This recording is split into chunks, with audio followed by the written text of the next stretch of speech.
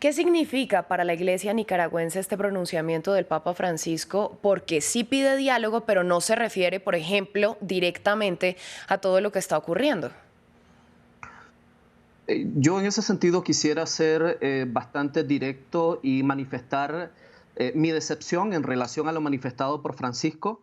La Iglesia Católica en Nicaragua está viviendo la mayor persecución en su historia. En este momento hay 9 sacerdotes privados de su libertad de manera arbitraria, incluyendo al obispo Álvarez, una de las voces más potentes en Nicaragua y una de las voces más legítimas que continuaba demandando justicia para las decenas de víctimas de 2018. De tal manera que lo que ha dicho el Papa Francisco, sin mencionar siquiera a la Iglesia Católica, porque no menciona, habla de personas y de instituciones. En ese sentido, destacar, en Nicaragua no hay instituciones, lo que existe es una de las dictaduras en este momento más feroces de América Latina, que ha sido implacable contra líderes religiosos, contra periodistas e incluso contra artistas. Decenas de ellos han sido obligados a desplazarse de manera forzada a otros países y otros han sido expulsados, dejándolos en una condición de apatridia. Es decir, vivimos una situación sin precedentes en la historia de Nicaragua y el Papa Francisco se ha quedado corto. Bueno, ¿y por qué las palabras del pontífice llegan en este momento? Sabemos que el Papa Francisco es un jefe de Estado, pero pues es un líder seguido por millones de personas. ¿Se puede considerar demorada o tardía esta reacción?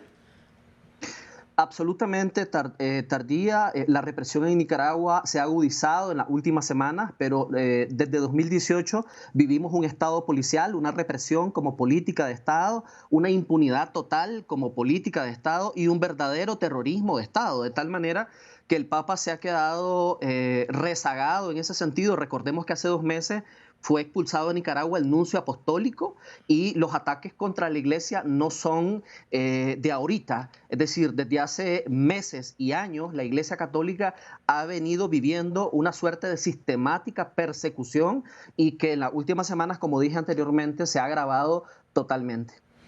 Hablando en términos prácticos, ¿qué efectos puede generar este llamado que hace el Papa? ¿Daniel Ortega lo va a escuchar?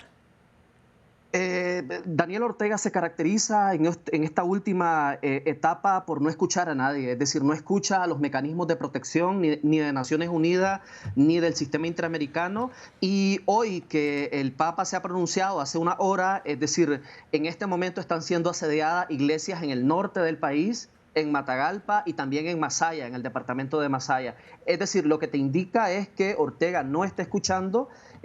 Ortega lo que está haciendo es recetando, como decimos en Nicaragua, represión como el único camino para mantenerse en el poder. En ese sentido, el planteamiento de diálogo y convivencia del Papa Francisco no cabe, es decir, en una práctica de Estado caracterizada por la represión y la violencia.